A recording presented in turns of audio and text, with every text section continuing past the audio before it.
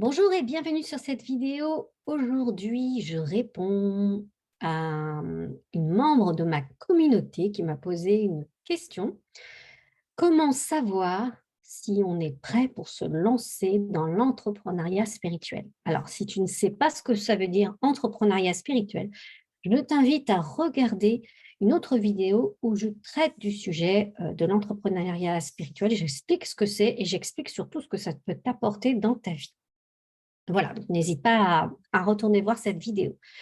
Donc je remercie cette membre de ma communauté parce que c'est vrai qu'effectivement, c'est une excellente question et en fait, en y réfléchissant bien, je me dis, il y a plusieurs paramètres, c'est pour ça que je dis que c'est une excellente question parce qu'il y a plusieurs paramètres à prendre en considération et en fait, en les notant comme ça successivement, je me suis rendu compte qu'il y en avait quand même pas mal.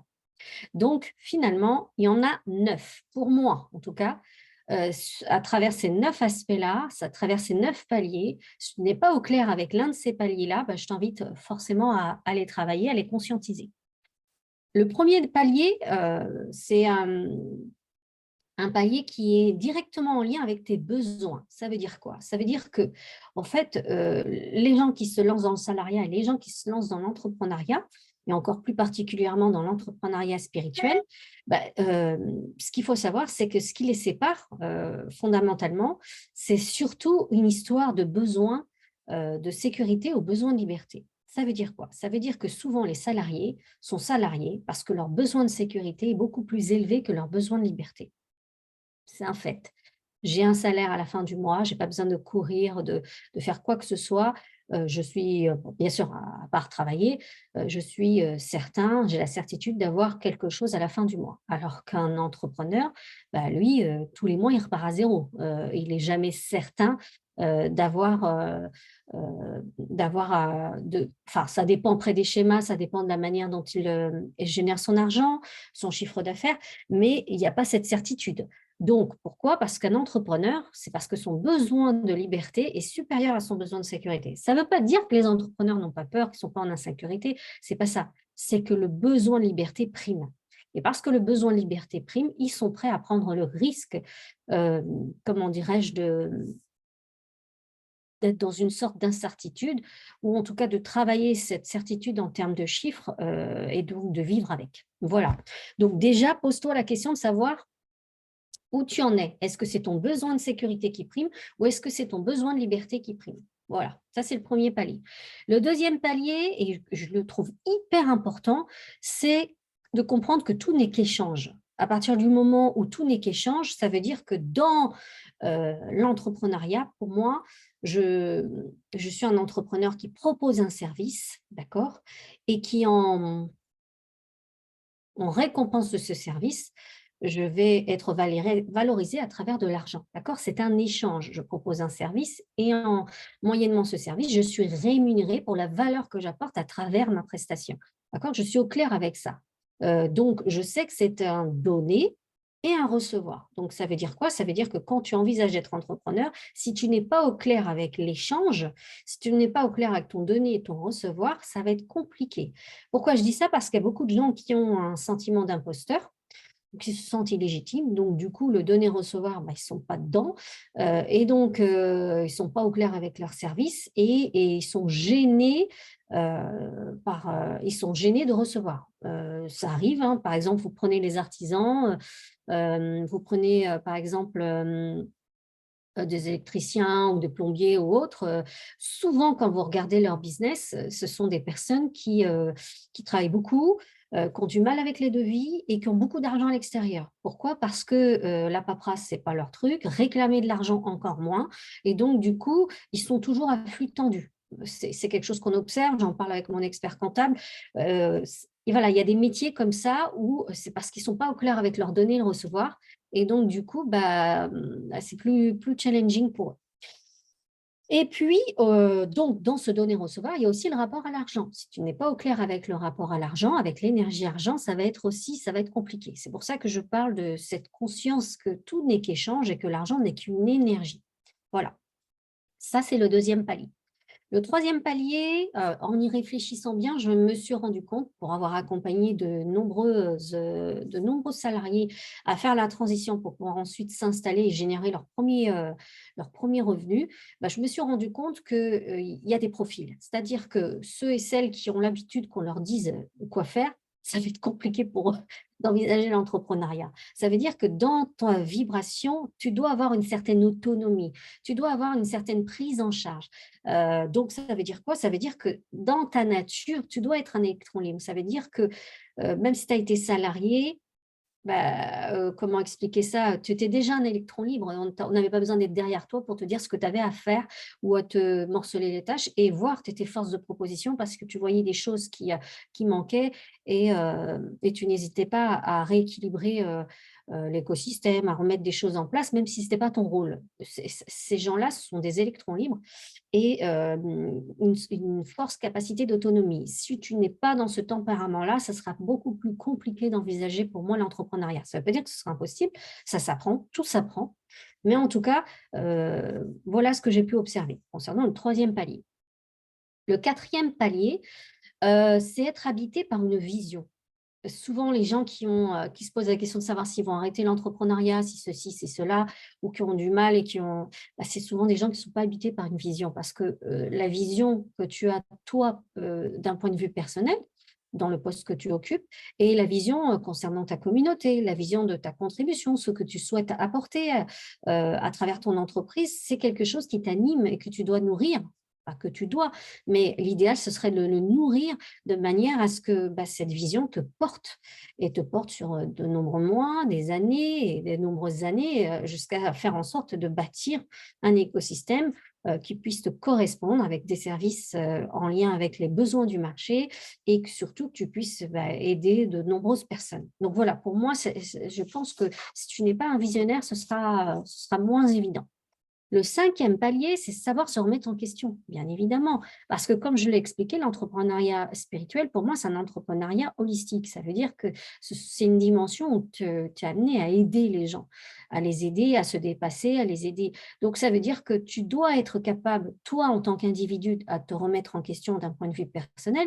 Ça veut dire quoi? C'est-à-dire que si tu as des casseroles, des challenges ou des grosses problématiques dans ta vie, il est important que tu puisses éviter de foutre ces problématiques sous le tapis et que tu les mettes en lumière et que tu les travailles. Parce que plus tu auras cette grosse capacité d'introspection, cette grosse capacité à te remettre en question, plus ta vibration sera haute et plus tu pourras être aussi à même d'aider de plus en plus de personnes qui, eux, peut-être traversent cette problématique. Donc, pour moi, quand on est dans la dimension de l'accompagnement, ça veut dire qu'il faut que… pour moi, c'est logique, mais ça ne l'est pas forcément pour tous. Mais ça veut dire que travailler sur soi, c'est une évidence, et ça ne s'arrête pas, du jour au lendemain. C'est une volonté de s'introspecter, c'est une volonté d'aller voir ses distorsions, ses angles morts, ses zones erronées, comme on dit, de manière à ce que, on soit de plus en plus discernant sur ce qui se joue sur nous et on sera plus en capacité d'être discernant pour nos propres clients qu'on accompagne. Donc le degré d'introspection, le travail sur soi, toutes ces démarches-là, ça doit drastiquement exister dans votre vie si vous avez opté pour l'entrepreneuriat spirituel. Ensuite, le sixième palier, j'ai mis avoir de l'appétence, de l'intérêt pour les métiers de l'accompagnement, un désir profond. Bien évidemment, c'est pas j'ai vu de la lumière, tiens, je me suis dit que la sophrologie, ce serait intéressant ou des fois, je vois même des gens qui utilisent des outils pour lesquels ils ont opté, mais en fait, d'un point de vue personnel, et c'est pas un outil qu'ils utilisent, c'est un outil c'est une porte d'entrée officielle, mais il y a aucun, comment expliquer? Il y a aucun lien et je trouve ça dommage. Moi, pour moi, quelqu'un qui me dit: «Bah, voilà, j'ai décidé de» par exemple, prenons l'hypnose ou la sophrologie, ça a été, d'une grande aide, d'un point de vue personnel pour moi et c'est un outil qui m'a tellement, aidée que, j'ai voulu en maîtriser, j'ai voulu, le transformer en dimension professionnelle pour pouvoir aider d'autres gens. Pour moi, c'est plus cohérent quand c'est comme ça, heu mais ça arrive que ce ne soit pas forcément le cas. Donc, avoir une appétence pour la dimension de l'accompagnement, parce qu'après tout, c'est pas évident, hein, d'écouter les problèmes des gens tous les jours. Il faut avoir un certain discernement, une certaine distanciation, avoir une posture professionnelle. Tout ça, c'est des choses qui s'apprennent. Mais pour moi, avant tout, c'est aimer l'humain et vouloir l'aider. c'est aimer l'humain et vouloir l'aider. Mais avant de pouvoir aider l'humain, c'est de s'aider déjà soi-même. C'est pour ça que je vous parlais du degré d'introspection avant. Ensuite, le palier numéro 7 pour moi, c'est la mission spirituelle. C'est la connaître et comprendre sa mission spirituelle, la raison de cette incarnation sur cette terre. Pour moi, c'est important parce que plus tu es au clair avec ta mission, bah, plus les choses sont fluides dans cet entrepreneuriat spirituel et dans cet écosystème que tu mets en place. Ensuite, palier numéro 8, c'est la maîtrise professionnelle. Combien de fois je vois des gens qui me disent être formés au coaching ou toute autre chose et en fait, ça ne transpire pas. Ça veut dire quoi? Ça veut dire que, bon, on ne dirait pas qu'ils sont coach. C'est comme si la formation était restée au niveau du mental. On ne le sent pas vibratoirement. Euh, donc, je pense que là, pour moi, il y a un souci, c'est qu'ils n'ont pas su identifier les propriétés positives de l'être. C'est-à-dire que on vient tous avec un talent et si on arrive à identifier ce talent et qu'on trouve à l'extérieur quelque chose qui pourrait mettre en valeur ce talent, c'est plus facile. Par exemple, si on prend les coachs, bah, quelqu'un qui est coach, pour moi, ça se sent dans son énergie et même d'un point de vue personnel, ça se sent. C'est-à-dire que c'est quelqu'un avec qui je vais parler, bah, je vais sentir cette dimension-là, même s'il n'est pas en train de me coacher. Enfin, il y a plein de choses où je trouve que voilà, l'idée, c'est vraiment d'étudier les propriétés positives de l'être. Avec quelles propriétés positives je suis revenue. Et tant que je ne suis pas au clair avec ça, bah, envisager une quelconque formation, bah, voilà, c'est être en désalignement. Ensuite, qu'est-ce que je vous ai dit? La dernière, et non des moindres, le dernier palier, c'est la maîtrise des émotions. Ça veut dire quoi? Ça veut dire que ça rejoint un peu le palier numéro 5, quand je vous disais d'avoir un degré d'introspection important, un travail sur soi. Et ben, pour moi, maîtriser ses émotions, c'est important aussi. Combien de fois je vois des entrepreneurs qui ont du mal à gérer leurs émotions et donc du coup qui sont ballottés et c'est pas évident. Donc ça veut dire quoi? Ça veut dire qu'on devrait avoir des outils qui nous permettent d'être au clair avec nos émotions et alors ça ne veut pas dire qu'on ne doit pas avoir d'émotions, c'est pas ça que je suis en train de dire, mais c'est d'avoir quelque chose d'efficient qui nous permette de gérer notre émotionnel rapidement et d'être de grands résilients. Pour moi, les professionnels de l'accompagnement sont des grands résilients. Ils sont capables de vivre des choses. Ça ne veut pas dire qu'ils sont épargnés, ils sont comme tout le monde, mais ils ont cette grande capacité de se remettre en question, d'être résilients et de trouver des solutions, voilà, pour maintenir leur taux vibratoire élevé et le plus souvent possible et accompagner un grand nombre de personnes. Voilà pour moi les 9 paliers, donc je vais les récapituler. Palier numéro 1, reviens à tes besoins, besoin de sécurité, besoin de liberté. Où tu en es là-dedans? Ça, c'est pas moi qui peux te répondre, il y a que toi. Palier numéro 2, c'est mettre de la conscience dans le donner-recevoir, dans l'énergie-échange. Si tu n'es pas au clair avec ça, ce sera compliqué d'envisager de pouvoir vivre de ton activité d'entrepreneuriat spirituel. Surtout que dans cette dimension-là, bah, il y a aussi des gens qui disent que si c'est spirituel, ça devrait être gratuit et tout ça, donc ce rapport-là.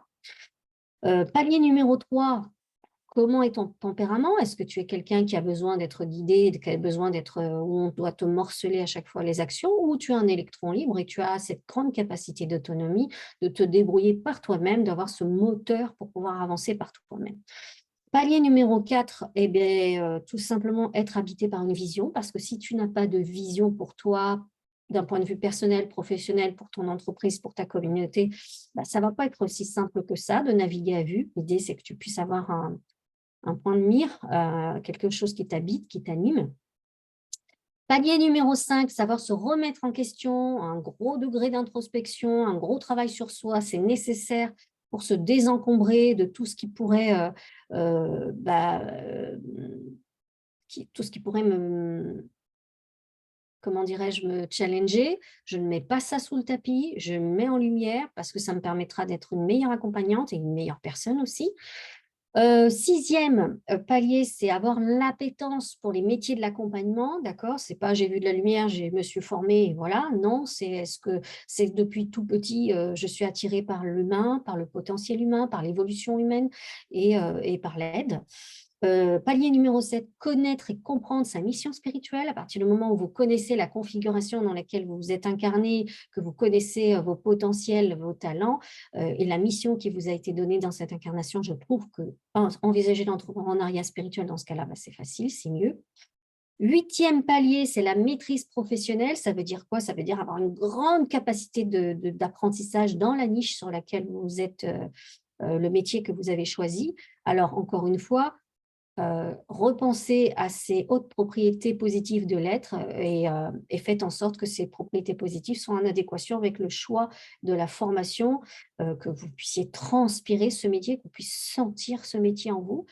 Et puis neuvième palier et le dernier, c'est la maîtrise émotionnelle. Vous devez être en capacité d'être de grands résilients, d'avoir des outils qui vous permettent de travailler sur vos peurs, de travailler, sur votre émotion, de manière à toujours trouver l'équilibre rapidement et de pouvoir transmettre aussi cet aspect-là, à vos clients. Voilà ce que je voulais vous dire concernant cette, petite vidéo. J'espère que tout ça, vous parle et puis n'hésitez pas si vous avez des questions, c'est vraiment l'occasion, que je puisse les traiter de vive voix avec vous. Eh bien écoutez, je vous remercie et je vous dis à très vite les amis.